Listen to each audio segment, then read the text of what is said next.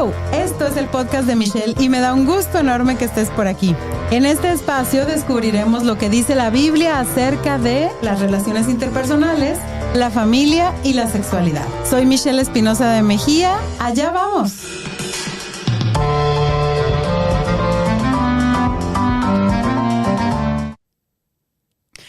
Hello, buenas tardes a todos los que nos escuchan en vivo, buenos días, buenas noches a los que nos escucharán después en la grabación y bienvenidos a un episodio más de el podcast de Michelle. Quiero invitarte a que nos hagas preguntas en vivo, nos escribas y las que podamos las contestamos al aire.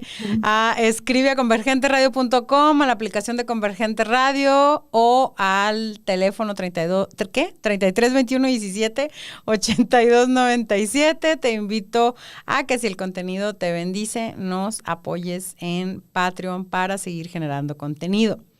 Y quiero decirte, además de que me encanta que estés aquí en conexión con nuestro programa, el día de hoy vamos a hablar de un tema sensible, un tema delicado y queremos hablarlo con mucho respeto, con mucho amor, pero creemos que es un tema muy necesario y en episodios anteriores hemos estado hablando acerca de la prevención del abuso en la familia y en la iglesia cristiana, pero el día de hoy quisiera que meditemos en qué hacemos con las personas de la familia o de la iglesia a las que la prevención les llegó tarde, porque antes no se hablaba de eso.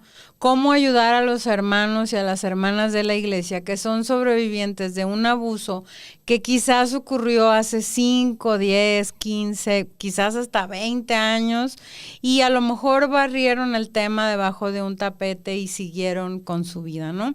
Pero que de alguna manera u otra, su sexualidad, su vida espiritual, su vida emocional, se vieron afectadas, ¿no? Todas las facetas de su sexualidad de alguna manera se vieron afectadas y el día de hoy estoy súper emocionada porque para este tema tengo de invitada a la maravillosa e inigualable Alejandra Grájeda, una chica de Bolivia que yo admiro mucho, la verdad. Alejandra y yo impartimos clases en el Instituto Bíblico E625 Online, solo ella está en el área de adolescentes, yo estoy en el área de jóvenes, pero ella es también además psicóloga, sexóloga, terapeuta de parejas y parte de su labor está enfocada a la prevención y el tratamiento del abuso. Bienvenida, Alejandra. Es un gusto tenerte aquí, de verdad es un honor tenerte aquí. Y pues para darte más todavía la bienvenida, algo que nos quisieras decir de ti para que la audiencia te conozca un poquito más antes de entrar en materia. Sí, para empezar, muchas gracias, Michelle, por esta invitación, por compartir tu espacio conmigo, para poder también como entregar una información que sea valiosa e importante a tu audiencia. Bueno, algo sobre mí es que me gustan mucho las manualidades, todo lo que implique actividad con las manos y cosas decorativas, lo disfruto mucho. De hecho, es algo que utilizo mucho para desconectar de mi trabajo en terapia, que es bastante cargado emocionalmente. Entonces tengo ahí un día a la semana y tengo un espacio en mi casa que lo utilizo para como desconectar de todo a nivel de pensamientos y poder conectar con un poco las sensaciones, con el presente y disfrutar. Así que es muy terapéutico además para mí eso. Sí, muy bien, pues ahí está, muchas gracias y pues para entrar en materia, me quedo pensando porque sí son temas densos de los que necesitamos desconectarnos, ¿no? A mí me gusta Sí. salir a caminar, regar el Mm. pasto, hacer algo de jardinería. Soy pésima, Ya. pero me relaja Ah. mucho. Bien. Con que te relajes ya Sí, cumple su función. ya con eso sí.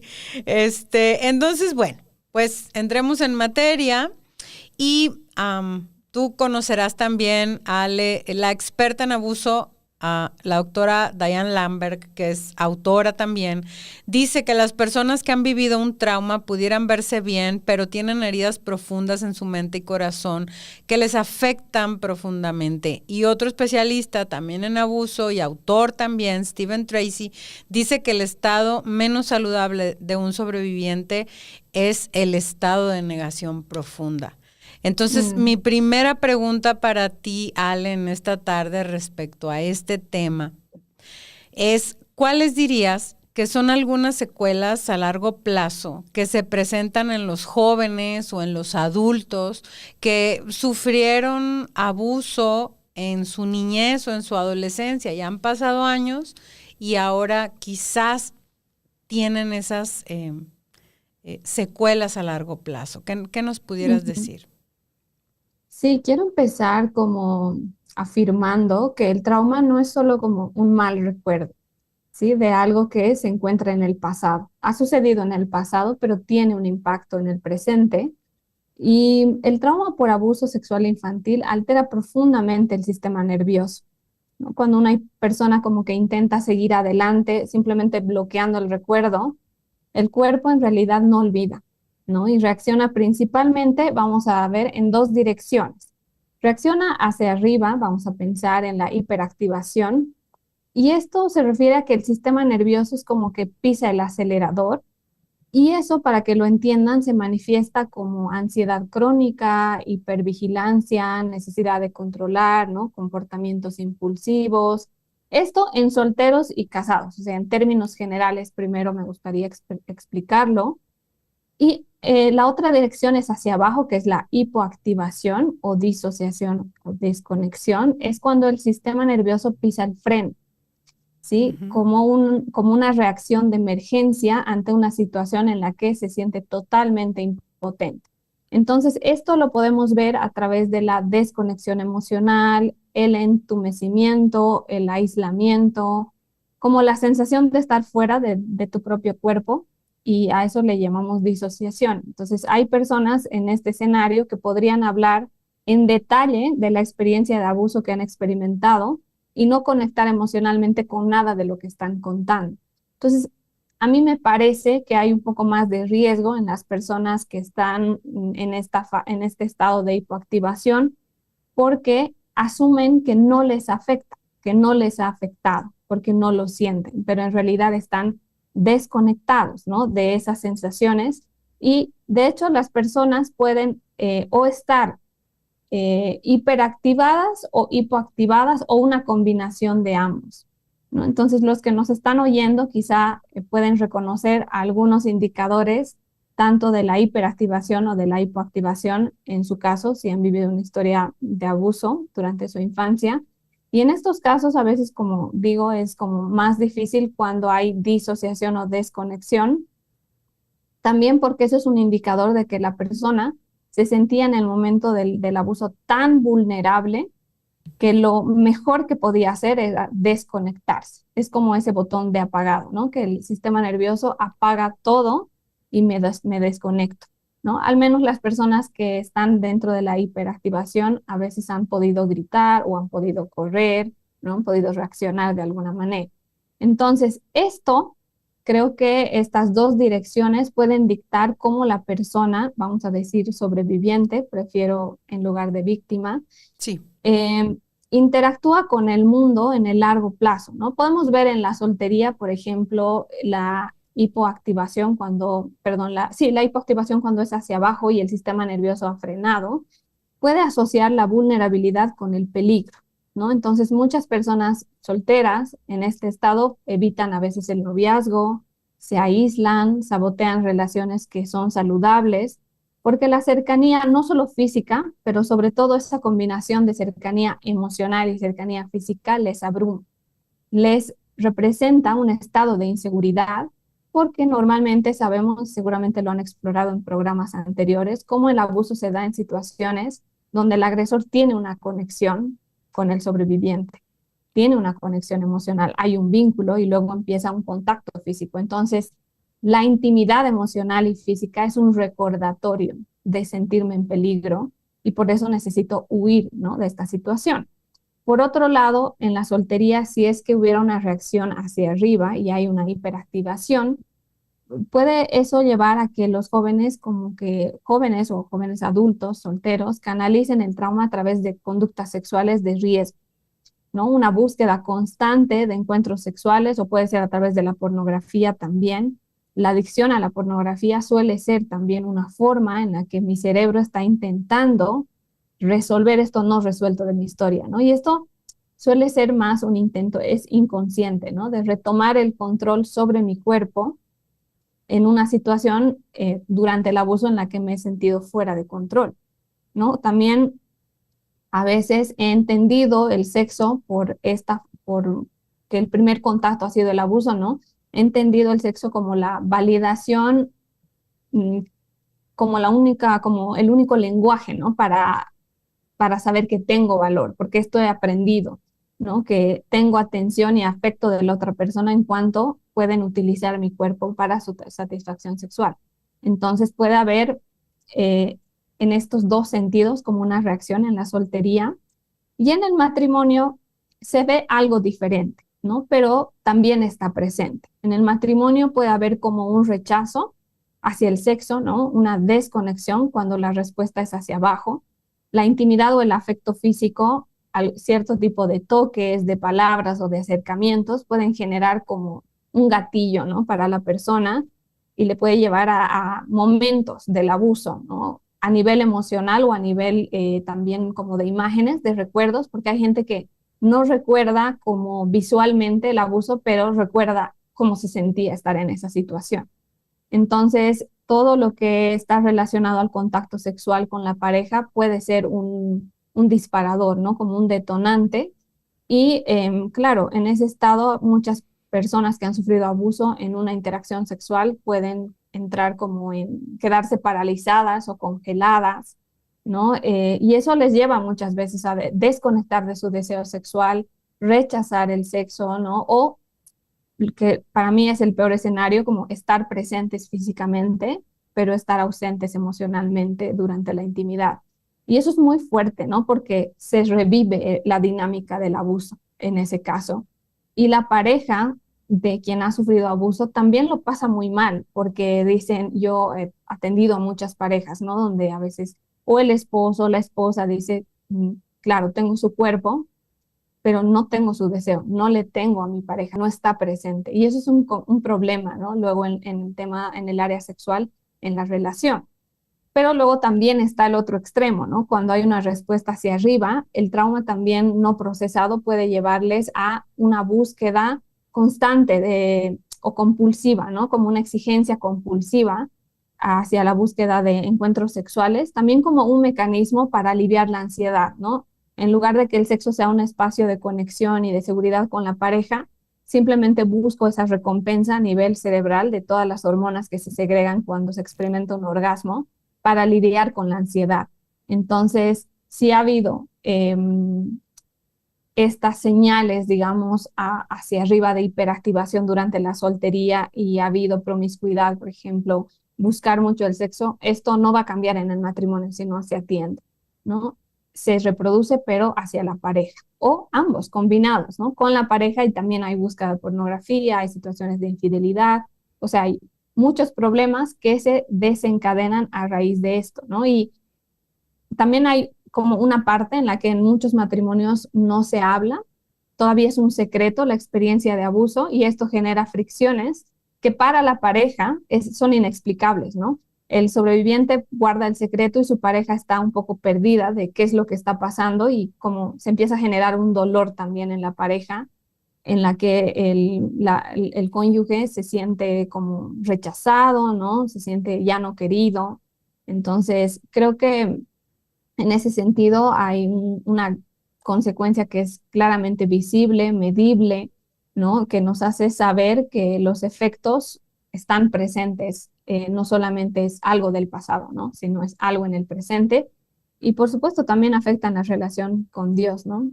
Hay una dificultad para poder recibir el amor incondicional de Dios, como que la persona llega a pensar que siempre tengo que hacer algo, ¿no? Para obtener el amor de Dios y eso dificulta. Así que eso les afecta tanto a solteros como a casados, ¿no? Pero eso es un poco lo que yo veo.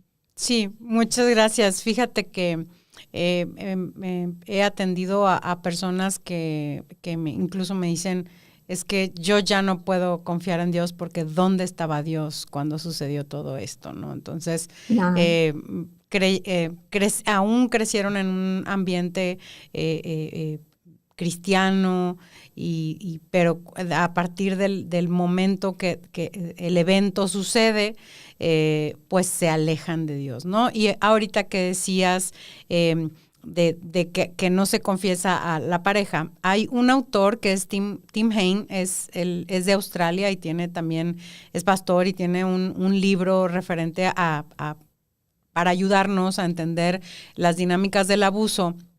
Y él relataba en una ocasión que estaba muy avergonzado de confesarle o de revelarle a su prometida que pues que había en su Mm, infancia había sufrido abuso, y cuando por fin se anima a revelarle ese secreto de su infancia, para su sorpresa ella le dice que a ella también le había sucedido algo, ¿no? Ella mm, también había tenido un evento, y entonces yo decía, wow, qué coincidencia tan grande que los mm, dos, o sea, que dos personas que vivieron esto hayamos terminado juntos, pero luego cuando empezó a investigar más, se dio cuenta que es más común de lo que nosotros mm, pensamos. Entonces, más bien lo extraño es encontrar a alguien que haya llegado sin claro. ninguna historia que contar, ¿no? Porque el abuso es más común de lo que nosotros a veces imaginamos. Y Sí. y Dan Allender, pues, es también un Mm, expertazo en la materia, y siempre él dice, no hay que minimizar a mm. la persona y decirle que hay cosas peores. Entonces, pensando en todo esto, Ale, ¿cómo podemos animar a hombres y a mujeres que quizás sufrieron un evento, son sobrevivientes de algo que sufrieron en algo en el pasado, pero ¿cómo los animamos para que hablen y pidan ayuda y no, pues no sigan cargando solos con ese peso? Ujú. Mm. Creo que tal vez el mejor ánimo que podemos dar es convertirnos en lugares seguros para, como que para compartir este tipo de información difícil, ¿no? Creo que a veces mm, podemos llegar a tener cierto tipo de reacciones ante temas, ¿no? Y la gente, sobre todo quienes tienen como un secreto en este sentido, como cargando un secreto, están evaluando constantemente las señales de quién es seguro y quién no es seguro, ¿no? Entonces, creo que a veces hay que analizar o meditar mucho en qué estamos proyectando, ¿no? Si estamos proyectando ser un lugar seguro o tenemos una, no sé, quizá una comunicación de mucha crítica, y en ese sentido la persona ya para empezar va a pensar que no eres alguien seguro, ¿no? Si tus reacciones son muy exageradas o extremas en temas que tal vez no son necesariamente el tema del abuso, pero esa persona ya te ha como un poco escaneado y dice, bueno, aquí no es seguro hablar de esto. Entonces creo que el primer paso es, si nos están oyendo y no han pasado una situación de abuso, si la han pasado, igual analizar como si soy un lugar seguro para que alguien me cuente su historia, ¿no? O incluso dentro de la iglesia, muchas veces, lamentablemente, hay ciertas historias que se comparten en privado, pero se llegan a compartir desde el púlpito o al final todos lo saben, ¿no? Entonces, como comunidad, a veces hay que cuestionarnos si realmente tenemos una dinámica o prácticas saludables donde podemos respetar la historia de las personas y no, bueno, manosearlas, ¿no? En un sentido. Y luego pensar en que el sobreviviente va a requerir como de mucho esfuerzo para dar ese paso, porque ese primer paso, como mencionabas al principio, ¿no? Hay mucha gente que todavía se encuentra en negación, Sí, pensando, no necesariamente a mí no me pasó, pero a veces la negación también se ve como lo que me pasó no fue tan grave comparado con, ¿no? exacto. Entonces eso también es estar en un estado de negación. Entonces va a requerir mucho esfuerzo, y lo primero es que la persona sepa que hay un lugar seguro donde puede hablar de todas estas cosas, porque hay muchas distorsiones a raíz del abuso que la persona va a necesitar trabajar. Por ejemplo, la vergüenza que absorbe acerca del comportamiento que tuvo la persona que ejerció el abuso hacia ella, ¿no? Entonces esto, para poder desmantelar esas mentiras, esas distorsiones, primero necesitamos un espacio seguro de validación, y para nada este tipo de respuestas que mencionabas, ¿no? Como, no es tan grave lo que te pasó, bueno, ya pasó, bueno, déjalo, perdona, ¿no? Creo que cualquier reacción que minimice el daño que la persona puede estar experimentando va a tener el efecto contrario, ¿no? Que la persona bueno, se calle, ¿no? Si aún estaba considerando decirlo, que se calle. Y para quienes nos están escuchando y si han sufrido una situación de abuso, yo les animo a considerar también el Salmo 32:3. Creo que como que hace una descripción exacta de lo que ocurre en el sistema nervioso que experimenta el trauma. Dice, mientras callé, se envejecieron mis huesos en mi gemir todo el día, ¿no? Y es como, ¿sabes? El silencio, sí, puedes mostrar hacia afuera que no está pasando nada, Sí. pero hacia adentro el secreto y el aislamiento no te protegen, ¿no? Sino que más bien te consumen por dentro. Y callar ya está científicamente comprobado que el trauma no procesado inflama el cuerpo, ¿no? Y agota la mente.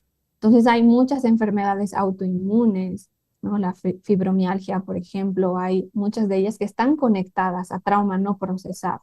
Y la mente termina agotándose y viéndose en ese estado de quiebre, ¿no? Y creo que el primer paso, o sea, justamente para detener ese desgaste interno es justamente hablar, ¿no? No ignorar, no dejar pasar los años como sinónimo de, no sé, al final como he oído también esto de madres, o sea, como estoy atendiendo a sus hijas en terapia por abuso y sus madres dicen, a mí también me abusaron, pero yo decidí perdonar y dejarlo en el pasado, ¿no? Como un acto grande de fe o de ser buena cristiana, cuando en realidad no funciona así, ¿no? Dentro el cuerpo se está enfermando, así que lo que tú no digas, tu cuerpo al final va a terminar hablando, ¿no? Y eso hay que tenerlo presente. Así es sí. Y mira, o sea, tú mencionabas el Salmo, yo estaba pensando en la historia también de Jesús que está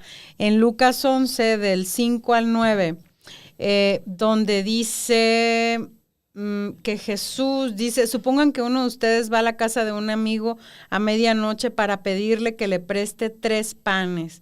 Y entonces cuenta, ¿no? Cómo llega este amigo y pide ayuda y el amigo, pues primero no quiere y luego sí quiere. Y Mm, luego, pero me encanta que al final el Señor Jesús dice, sí, les dice, sigan pidiendo y recibirán lo que piden, sigan buscando y encontrarán, lo estoy leyendo en la NTV. Entonces, esa creo mm, que el Señor, hay muchos versículos donde nos invita a ayudar sí. al desvalido, al vulnerable, al afligido, pero también versículos como el que tú mencionaste de animarnos a hablar y a no callar porque se afecta el cuerpo. Y este que Jesús dice, pues toquen, llamen, pidan. O sea, cuenta toda una historia para decirnos, no tienes por qué hacerlo todo tú solo. No tienes por qué No. hacer como que no pasó nada, como que no hay una necesidad. Entonces, me gusta que la Biblia Mm, hable de mm, pedir ayuda, pero mm, también que nos diga a nosotros, hey, cuando alguien te pida ayuda, sé un lugar seguro y sé mm, una ayuda de verdad, ¿no?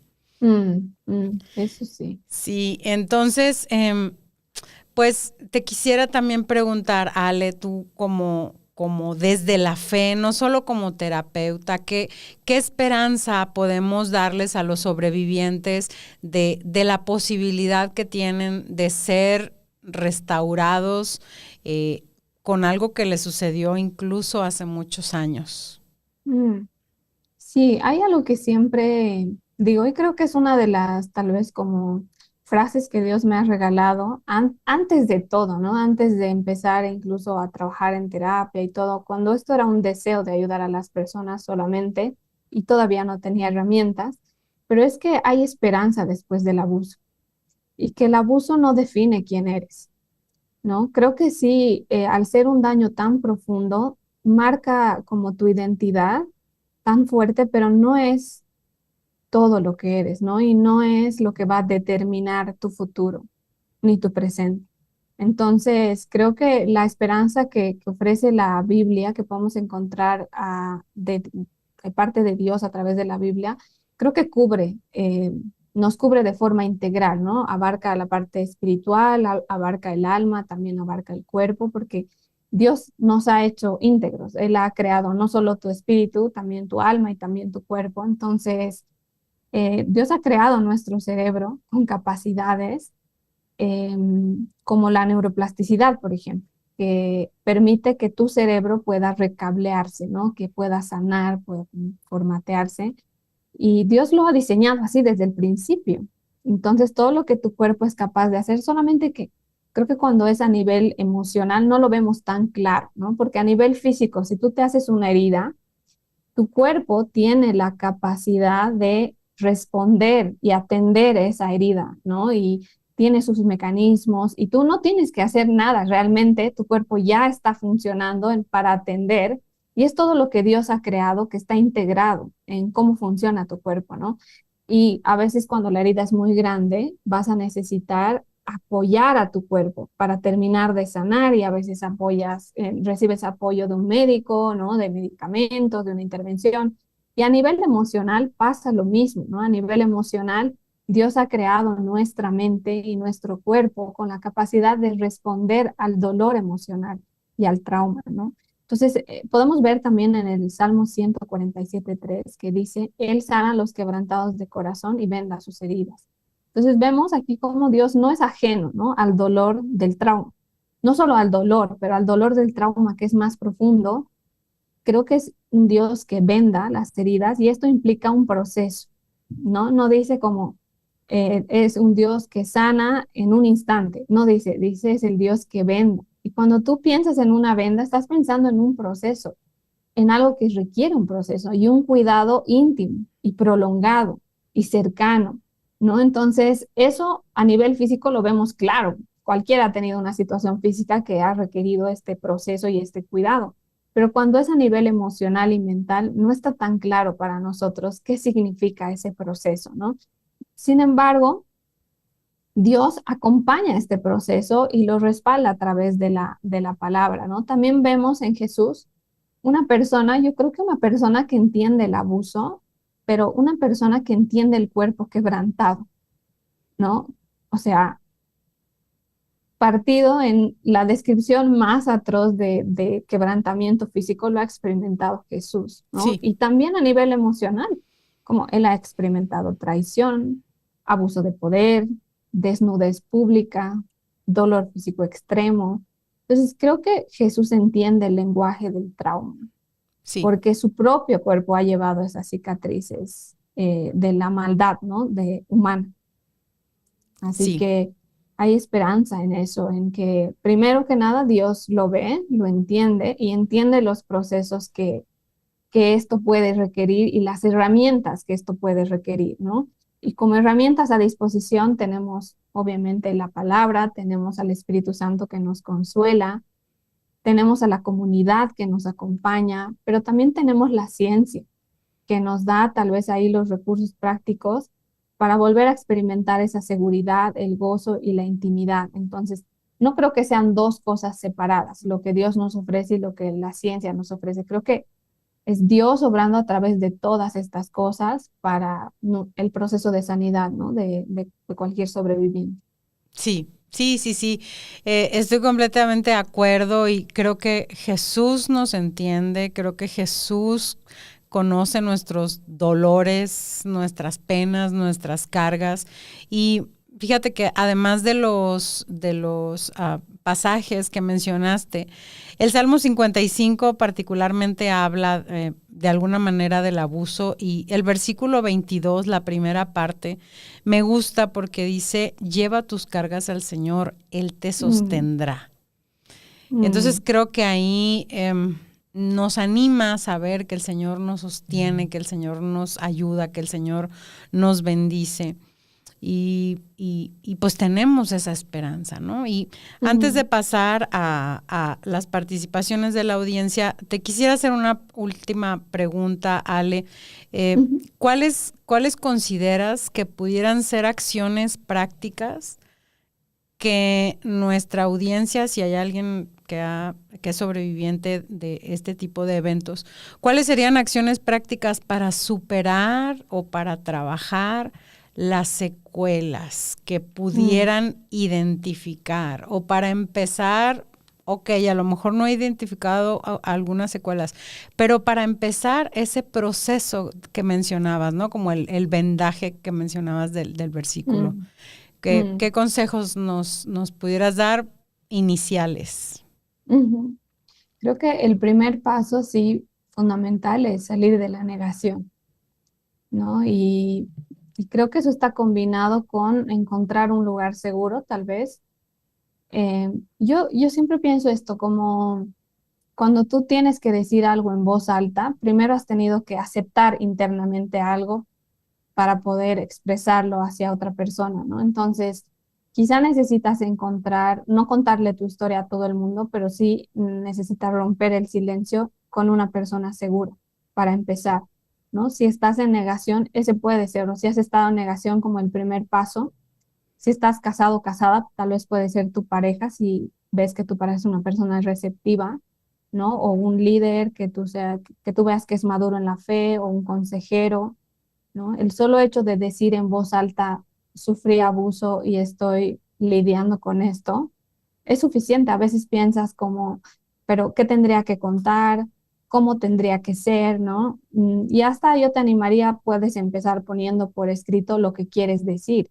Y no tienes que contar todos los detalles necesariamente, ¿no? Si no te sientes listo o lista para dar ese paso, pero al menos decir, sufrí abuso durante mi infancia y estoy lidiando con esto, quizá puede ser suficiente para empezar, ¿no? Y que tú, como una señal para tu sistema nervioso de que ya no tienes que esconderte para sobrevivir, ya no tienes que guardar el secreto, ya estás en otro momento de tu vida, ya no hay esa presión o esa amenaza de esta persona encima. Entonces, creo que un primer paso práctico podría ser ese. También un segundo paso práctico, basado un poco en lo que hablábamos al principio de la hiperactivación, hipoactivación y de si estás desconectado, conectado de tu cuerpo, conectado a tu cuerpo, perdón, puedes examinar un poco el nivel de conexión que tienes con tu cuerpo, ¿no? Evaluar realmente si estás conectado o has desconectado de tu cuerpo completamente para mantenerte con vida, ¿no? Y si hay una desconexión, pueden ayudar cosas muy sencillas como las cosas que hace Michelle para relajarse, como poner los pies en el césped, ¿no? Salir a caminar, estar más en contacto con tu cuerpo. Hay personas a las que he atendido en consulta que están tan desconectadas de su cuerpo que no, por ejemplo, no saben cuándo tienen hambre, no saben cuándo tienen sed, y a veces pueden mencionar esto como habilidades, ¿no? Yo puedo sentarme a trabajar sin comer todo el día, ¿no? Y digo, wow, o sea, eso requiere un nivel alto de desconexión con tu cuerpo, ¿no? Y no es un indicador de algo bueno. Entonces, como volver a conectar puede ser algo bueno por donde empezar. Y por último, creo que puedes empezar a recuperar tu voz, o sea, utilizando el no en pequeñas cosas, ¿no? Porque el abuso se da en un contexto en el que no se me ha permitido utilizar mi voz, o mi voz no ha sido escuchada para poder poner límites. Entonces, empezar a utilizar el no en cosas pequeñas puede ser una forma, vamos a decir, un poco lenta y amable de recuperar esta parte, ¿no? Como si no quieres ir a un lugar porque te genera ansiedad, ¿no? O no quieres que invadan tu espacio personal en determinada cosa. Entonces, un ejercicio poderoso puede ser decir no, no, no, no. Practica el decir no, porque también la complacencia se ve como un comportamiento que viene de alguien que ha experimentado una situación de abuso. Y puede ser que no, tal vez no es sexual, pero has sufrido algún tipo de abuso durante tu infancia, ¿no? También si lo estás oyendo. Pero recuperar el no, recuperar tu voz puede ser significativo. Sí, sí, fíjate, porque ahorita que decías, tal vez no sufriste abuso sexual o algún otro tipo de abuso. Normalmente los tipos de abuso van combinados. Cuando una persona ha sido maltratada a través del abuso, el perpetrador normalmente combina, ¿no? Abuso Ya. emocional, abuso de autoridad, para luego llegar al abuso sexual, utiliza el abuso espiritual, etcétera, ¿no? Entonces a veces la línea que los divide está difícil de trazar porque es un enredo, sobre todo si es una persona muy cercana, como un Mm, familiar o una persona cercana de mucha confianza. mm, Pero sí, me encantan estas acciones prácticas y decir no a veces cuesta tanto trabajo a un sobreviviente porque ha estado acostumbrado a ser complaciente, ¿no? Entonces, eso. pues practicar. Mm, Muchas gracias, Ale. Y quisiera empezar con las participaciones de la audiencia. ujú. Nos escribe Luna y dice, perdón, pero cuando alguien dice ya suéltalo, llora, me dan ganas de contestar, ok, ya se me arregló el sistema nervioso, gracias. O sea, si fuera así de fácil, nadie Mm, estaría cargando eso, mm, ¿no? ¿Qué opinas? totalmente, ¿no? Totalmente de acuerdo y creo que no es tan sencillo y por eso es que tenemos que aprender a hacer lugares seguros para las personas y a investigar un poquito más qué toca decir y qué no toca decir en una situación así, ¿no? Porque es muy poca, nada de empatía, ¿no? Comunicar algo así con alguien que está cargando una historia pesada, ¿no? Tanto tiempo. Así es. Y mira, nos escribe también Ismael y dice, a un amigo le pasó de niño y hasta los 30 lo contó. Y lo que lo destruyó fue un líder que le pidió pruebas como si fuera juzgado. Si alguien de la iglesia me escucha, Ah, neta, aprendan a decir te creo antes de cualquier otra cosa. Lo traigo atravesado desde que lo vi en Guadalajara. Saludos. mm, Híjola, gracias. creo que como dicen, es más grave la segunda herida, ¿no? O sea, está la herida Mm, del abuso y está la segunda herida de cuando no te creen. claro, claro, eso es muy fuerte, la revictimización. Y yo digo, gracias por compartir esto, porque incluso para esta persona que nos escribe es tan importante decirlo y validar y decirte estamos de acuerdo contigo, ¿no? Como iglesia tenemos fallas estructurales enormes y un espacio en el que pudimos interactuar justamente con Michelle era hablando un poco de los protocolos que la iglesia debería manejar para responder a este tipo de situaciones con altura, ¿no? Y, o sea, para empezar, ante este comentario, para que quede claro para todos realmente, el rol de la iglesia no es investigar, no es verificar si esto fue o no fue verdad. El rol de la iglesia es acompañar y facilitar el proceso que un poco las autoridades tengan que llevar a cabo porque esto es un delito, ¿no? Entonces, no, si eres líder, no tienes que averiguar pruebas, nada, tú denuncia. Si sabes de un abuso, tú tienes que denunciar. No necesitas presentar ninguna prueba. Las autoridades ya tienen sus protocolos para encontrar esas pruebas y todo lo que toca. Como iglesia, nos toca acompañar y como decía Ismael, ¿no? Su Sí, nombre, sí, Ismael. como nos dice Ismael, es creer, Así ¿no? es. Creer lo que se nos está diciendo. Así es, totalmente de acuerdo. Y luego nos escribe Rocío Valdés, dice, a veces en la iglesia somos buenísimos para decir Dios sana y malísimos para quedarnos cuando alguien se quiebra. A mí me costó años decirlo en voz alta y lo que más me ayudó fue una hermana que no me interrogó, nada más se sentó conmigo. Hoy lo escucho con un nudo en la garganta desde Mm, Ciudad de México. Saludos a la Ciudad de México, mm, Rocío, y qué valiente fuiste de hablar y gracias a Dios que encontraste una hermana que te acompañó, mm. que se sentó contigo, Sí, ¿no? Qué sí, valioso es eso. también hay aciertos, ¿no? En la iglesia, alguien, ¿no? De la iglesia que supo responder bien, así que un abrazo, Rocío, que nos estás escuchando. Sí, muchas gracias. Y luego nos escribe Gael y dice, es una pregunta, Ale, dice, Ujú, ¿cómo le haces para ayudar sin forzar a la persona a contar detalles? Porque a veces uno quiere entender y termina mm, lastimando más. ya. mm. Esto es una pregunta muy importante, gracias por tu pregunta. Creo que, bueno, hay que entender algo básico y es que el abuso sucede en relación. con una persona con la que se ha desarrollado un vínculo de confianza. Entonces, la sanidad también se va a desarrollar en un vínculo de confianza. Y lo que aquí estamos tratando de restaurar es la confianza de la persona que ha sido agredida, ¿no? Sexualmente. Entonces, en realidad, el proceso o lo que a ti te tocaría como amigo, por ejemplo, para acompañar el proceso de sanidad, no es averiguar cómo fue, no necesitas ni siquiera entender los detalles de cómo fue, solo necesitas saber que la confianza de esta persona está rota y que le es difícil vincularse con los demás porque ya se siente insegura o alerta a saber cuándo le van a traicionar o cuándo le van a pedir algo a cambio. Entonces, en la medida en la que tú puedas ofrecer un vínculo sano, un vínculo seguro, libre de manipulación, donde tú seas recíproco con esa persona, te preocupes por esa persona, tú estás haciendo mucho por esa persona. Y Así ni es. siquiera tienen que hablar del abuso si esa persona no lo quiere, ¿no? Ahora, si ella te quiere contar, tú puedes escuchar y dar gracias por lo que es capaz de contar en este momento, ¿no? O en este punto de su proceso.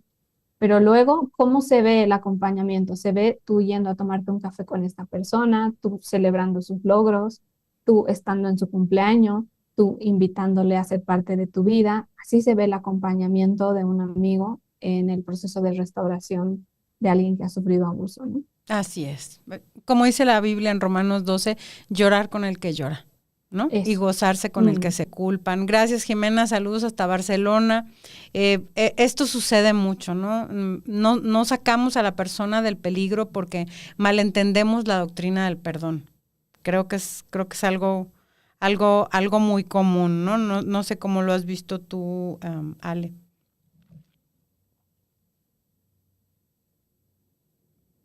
Um, no sé, creo que la dejamos, aquí estamos, Ale. Yo sí ella me está preguntando si seguimos aquí, pero sí, Ale, aquí andamos. Y bueno, en lo que tenemos a Ale de nuevo, porque yo sí la escucho. Eh, Ahí estás. Ahí estamos, aquí estamos, sí, ya, Ahí está. regresamos, muy bien. Bien. Entonces, bueno, lo que comentábamos era que a veces se obliga, por el comentario de Jimena desde Barcelona, que nos decía que a veces se mezcla perdón y reconciliación, ¿no? Y entonces, en el afán de Mm. reconciliar a la persona o no entender bien la teología del perdón, dejamos a la persona en una situación peligrosa, ¿no? O de riesgo. Sí, No sé, Ale, si tú sí, has sí. vivido atendido este tipo de casos. Sí, creo que es una cosa, es el proceso de perdonar, como de que nada te vincule a esta persona, ¿no? Ni el amor ni el odio. Hay que recordar que el odio también es una emoción vinculante, ¿no? El odio, el desprecio, aunque son emociones negativas, te siguen vinculando a esta persona que te ha hecho daño. Entonces, el perdón trata de liberar también ese espacio a nivel emocional, ¿no? Y de aceptar que Jesús ha pagado la deuda de esta persona contigo a través de su sacrificio en la cruz, ¿no? Entonces, hay una parte, pero eso es una cosa y otra cosa es restaurar el vínculo con esa persona, ¿no? Así es, Entonces, o sea, no hace falta restaurar el vínculo, eso hay que valorar mucho, depende del caso, ¿no? claro, Para restaurar el vínculo y eso no es obligatorio y eso hay que valorarlo como caso por caso, yo así diría. es. Muy bien. Muchas gracias. Y luego nos escribe Cassandra y dice, estoy llorando, llorando a la vez porque esto me toca. Yo Mm, declaro que Dios puede levantar a la persona que quedó hecha pedazos, pero también que la iglesia deje de callar y proteja a los pequeños. En Los Ángeles he visto sanidad real cuando alguien acompaña y no juzga. Saludos hasta Los mm, Ángeles, Cassandra. Muchas gracias. Y mm. pues sí, o sea, finalmente creo que que necesitamos entender, ¿no? Que hay heridas que duran años, hay heridas que duelen por muchísimo tiempo. Mm, Y nos escribe Nicolás y dice, lo que nadie quiere admitir es que a veces el abusador también canta en el coro y todos lo respetan. Y cuando alguien denuncia se enojan con la víctima por dividir. Eso se ve seguido, aunque incomode. Tienes toda la razón, mm, Nicolás. y no a veces, muchas veces, el perpetrador es alguien muy cercano, es alguien que usa su posición, su autoridad, para aprovecharse de personas que están en una situación más vulnerable y la persona, tristemente en la iglesia, pues a la persona perjudicada no se le cree, ¿no? Lo que hemos venido Sí. platicando. Ujú, ujú. Sí, y finalmente nos escribe Adriana, dice, chicas, gracias por hablar del tema. Yo crecí con la idea de eso no se habla y ahora tengo hijas. Me da terror no saber qué palabras usar. Si un día me cuentan algo, solo quería decir que esto me está aterrando, aunque me duela. Aterrizando, aunque me duela. Ya. Pero de verdad, gracias por exponerlo y darnos herramientas para poder abordarlo de la mejor manera. Saludos desde Zapopan, que es un lugar en México. No, tengo más comentarios todavía. Dice Tadeo, en el caso de que un abuso o después de uno, tu percepción de la sexualidad se va hacia abajo o hacia arriba, ¿cómo lidiar con eso en ambos casos? Tadeo, fue justo con lo que abrimos el programa. Entonces, quizás quieras Sí. regresar a cuando ya esté la grabación, al inicio del programa. Gracias por escribirnos, pero justo es lo que explicó Ale al principio. Luego tenemos a Héctor que dice algo que casi no se menciona, es que en la Biblia el clamor del oprimido no es tratado como chisme ni como amargura. Los salmos están llenos de queja legítima delante de Dios y Jesús no le exige a la persona herida que lo explique bonito para creerle. Eso debería de marcar cómo aconsejamos. Ciertamente en la consejería bíblica, ¿verdad? Necesitamos leer la Biblia con otros ojos y darnos cuenta que el relato de Jesús y la perspectiva de Jesús es distinta, ¿no? Como bien lo explicaba Ale hace rato. Y luego tenemos a Vane que dice una cosa, cuando alguien cuenta algo así, luego todos quieren confrontar al agresor. Eso se debe hacer porque siento que se vuelve espectáculo espiritual y perdón si suena fuerte, pero a veces la iglesia ama el drama disfrazado de celo. Y antes de darle el micrófono a Ale, yo lo que quisiera decir es que esto se puede tratar de diferentes maneras dependiendo del caso, pero siempre con la prioridad de proteger a la persona que ha sido perjudicada. A la persona que ha sobrevivido, esa siempre es la prioridad.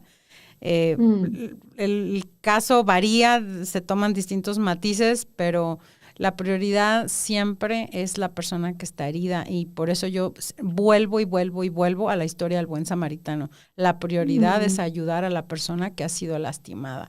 No sé, Ale, si tú quieres comentar algo más.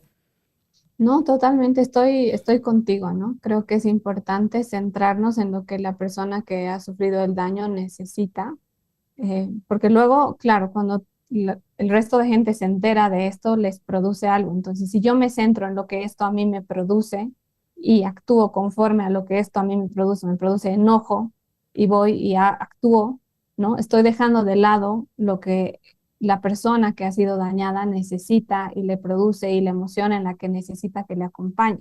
Y además esto hay que reforzarlo con, otra vez, si la iglesia tuviera protocolos, entonces no es una papa caliente que ve quién la coge, ¿no? Pero es algo que ya hay como una ruta, ¿no? Para seguir, ya se sabe quién tiene que denunciar, quién tiene que decir, quién tiene que confrontar, eso ya se ha hablado previamente antes de que un agresor y un sobreviviente tengan nombres o rostros, ¿no? Porque ya lo hemos acordado en el protocolo. Por eso es muy importante en sus iglesias remarcar esto para que no se genere este tipo de ambientes, ¿no? Controversiales que pueden causar más daño que bien.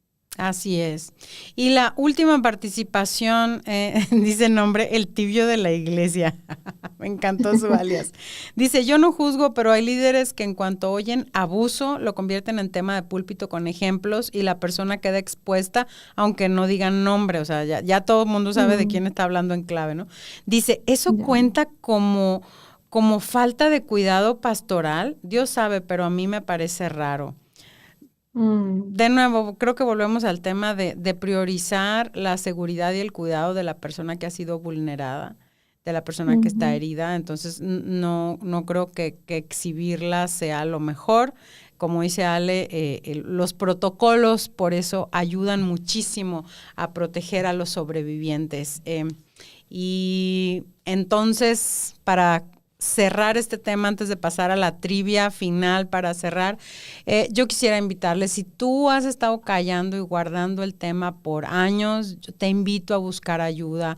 Busca a alguien confiable, a alguien con quien vaciar tu corazón, un consejero bíblico, puede ser un pastor, puede ser a lo mejor un amigo, un hermano en la fe, que a lo mejor no tiene las herramientas, pero que te va a acompañar a buscar una ayuda especializada o profesional para ello, ¿no? Entonces, pues Sí. muchas gracias, Ale. Es un tema que da para mucho. Quizás hagamos otro episodio en el futuro. Me encanta. Has visto Un que gusto. la gente ha estado encantada y ha participado muchísimo.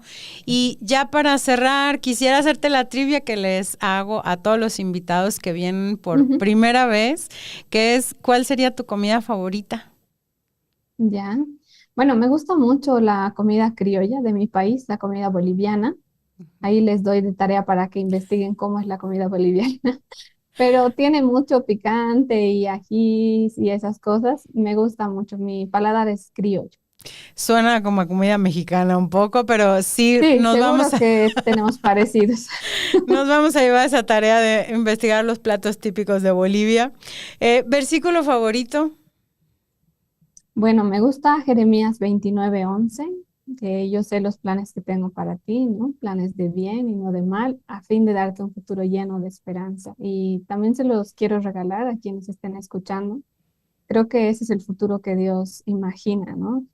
Cuando una persona ha sufrido abuso es como que pierde la capacidad de ver el futuro con esperanza y eso significa que has perdido la capacidad de ver a Dios en tu futuro Así porque has es. sufrido un daño tan fuerte. Entonces, quiero regalarles eso porque Dios también está en tu futuro, en todo lo que te preocupa. Amén a eso. Gracias.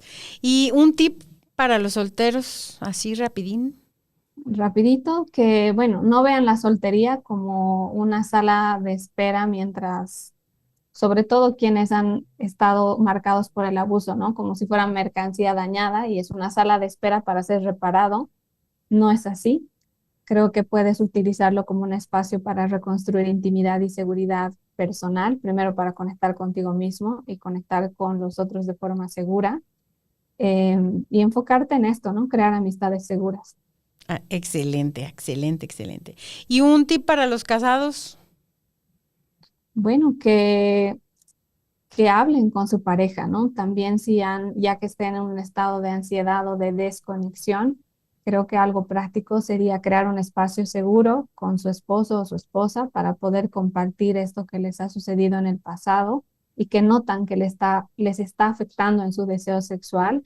Yo les digo esto siempre con la ropa puesta en un lugar que no sea la cama, porque en ese momento hay mucha vulnerabilidad, ¿no? Ambos están desnudos en un momento íntimo, entonces creo que es buscar un espacio neutral, un momento menos tenso, tomándose un café y afirmar que tú te sientes atraído o atraída, que esto es algo que viene del pasado, ¿no? Y que necesitas tratarlo. Entonces, les recomiendo no guardar silencio con su pareja.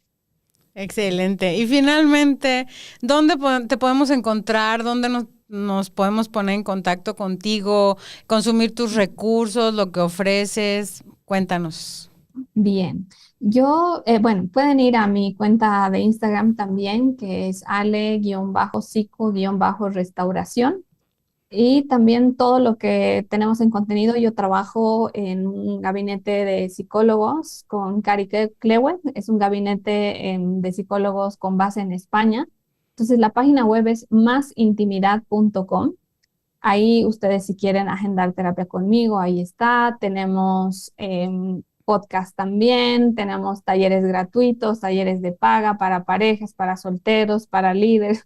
Entonces ahí hay como una infinidad de cosas, de recursos centrados en la sexualidad que Dios ha creado, pero respaldado también con una fuerte base científica. Así que estamos tratando nuestro eslogan es como restaurar la sexualidad dentro de la iglesia. Queremos traer el buen sexo a la iglesia, que es el sexo que Dios ha creado. Y si Él ha creado el sexo, nosotros tenemos que ser los maestros, los Amén a expertos. eso. Así que eso está ahí. Van a encontrar todo tipo de recursos en masintimidad.com. Y también les animo mucho, el mes que viene vamos a tener un taller gratuito para personas que han sufrido abuso sexual en la infancia. Así que estén atentos, va a salir todo un podcast. Si siguen las redes van a poder verlo ahí. Excelentísimo, Ale, me encanta, me encanta. Muy bien, pues muchas gracias por habernos acompañado. Compra mi libro, está en Amazon y en todas las plataformas digitales. Suscríbete a Patreon, sígueme en redes sociales, sigue también a Ale. Y este episodio recuerda que se sube los viernes en formato de podcast. Compártelo, suscríbete, escúchalo y ayúdanos a difundir la verdad bíblica de la sexualidad. Nos vemos, muchas gracias a todos.